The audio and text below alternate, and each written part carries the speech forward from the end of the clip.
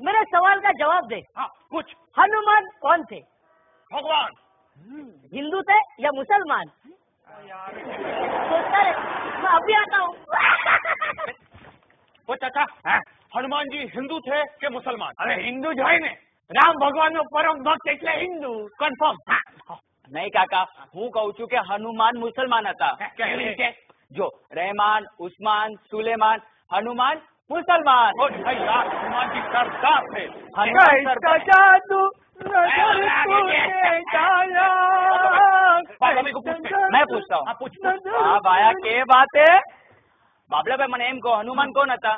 કાકા કે છે હિન્દુ અને હું કહું છું મુસલમાન. और मैं कह रहा हूँ हनुमान जी सरदार थे। આની વાત નહીં સાંભળતા. He is right. देखा देखा કેવી રીતે ભાયા? અરે કોઈકની બૈરી એને કોક બીજું ઉપાડી જાય અને એના માટે પોતાનું પૂછડું બાળનાર સરદાર નહીં તો બીજું કોણ હોય?